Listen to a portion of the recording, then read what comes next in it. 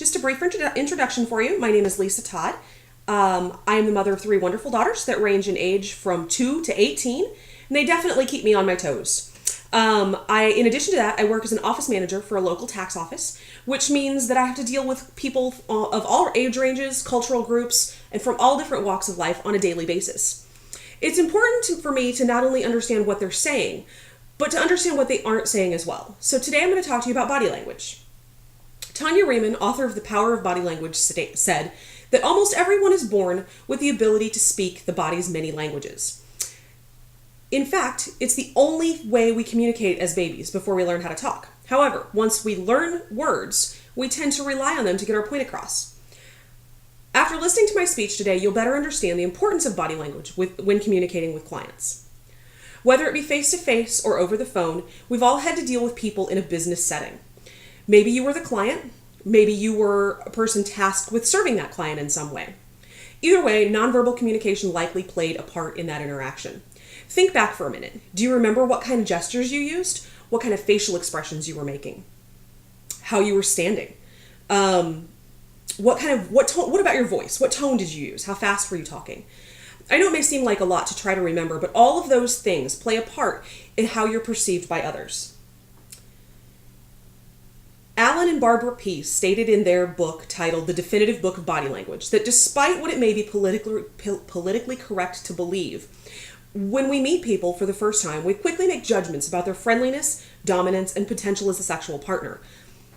And their eyes are not the first place we look. So these judgments take place in a matter of just seconds. We evaluate a person's appearance, how they're standing, how they're holding their hands. We're judging whether they're friend or foe, if they pose a threat or if they're safe, whether we can trust them or not. I'm sure you've heard the saying that you never get a second chance to make a first impression. Well, that statement couldn't be more accurate. Once you see someone and make that judgment, you can't unsee that or reverse the thought process that caused you to form that initial impression. So, you may be asking yourself, how do I know if I've made a good impression? Well, you have to read the person and know how they're responding to you. But how do I do that, you ask? Well, I'm about to give you a few pointers to help you out. These will apply to any social or professional setting, not only first impressions. So they can help you in a variety of everyday situations. Remember that first evaluation that we talked about? Trustworthiness was one of the things that people try to identify. So how do you know if you can trust someone? Well, some common signs of deceit are speech errors, fewer specific details, they kind of hem-haw around, higher pitched voice, shorter verbal responses, and increased swallowing or blinking. So the list goes on, but those are a good place to start when determining if someone's lying to you. On the other side of that is, how do you tell if the person you're talking to doesn't trust or doesn't believe in what you're saying? Some common signals of distrust are crossed arms, uneven smiles, tilting of the head to one side, and continual eye contact with squinting, or evading eye contact completely. If you see a client sending these signals, you should take immediate action to correct their perception of you. Check your body language. See if you're sending signals of deceit. It's possible that you're sending the wrong signals to the client. This can cause negative responses from both sides if you're not careful to stay aware of your body language.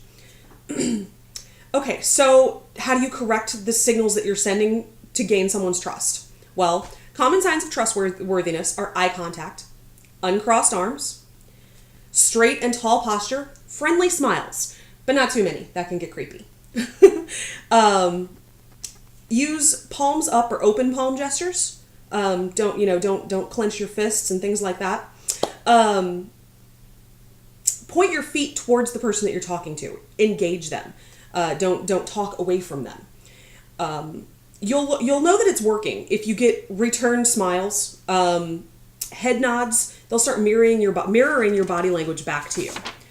In 1996, Italian researchers at the University of Parma identified a previously undiscovered class of brain cell called mirror neurons. These cells are a type of motor neuron, a nerve cell that controls muscles and how your body moves. They're sometimes referred to as the monkey see, monkey do neurons because they not only fire when we perform an action, but even when we see, hear, or suspect that someone is about to perform an action. So they make us feel that action in our own bodies. Have you ever instinctively moved your arm while watching a tennis match on TV, or flinched while you're watching a fight, or when a batter gets hit by a pitch in a ball game? If so, you've experienced mirror neurons at work. It's not just actions, but feelings as well. When someone gives you a genuine smile, you feel that smile. It brightens your mood, makes them seem trustworthy and friendly. When you return that smile, the effect is heightened even more. Basically, what it boils down to is you get what you give. If you give off signals that say you're dishonest, distrustful, unhappy, you'll get the same in return. Hold your head up, smile. Even if you hate your job or your situation, smile anyway. It's all part of good customer service and to make that person feel welcome and valued.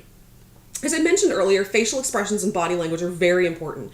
According to Riemann, as much as 93% of our interpersonal communication is nonverbal. How your body moves, what expressions your face makes, how fast you speak, even where you stand or sit, how much perfume you have on, what type of jewelry you wear, or whether your hair is long or short. All of these elements send messages far more convincing than any spoken words.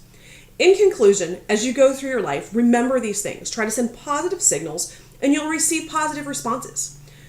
Body language is important in all that you do. Even if you don't know you're sending signals by the way you carry yourself, others will see them, and there's no stopping that. They will judge you based on these things, and the service and responses that you receive will be based on the signals that you send. Thank you so much for your time, and have a great day.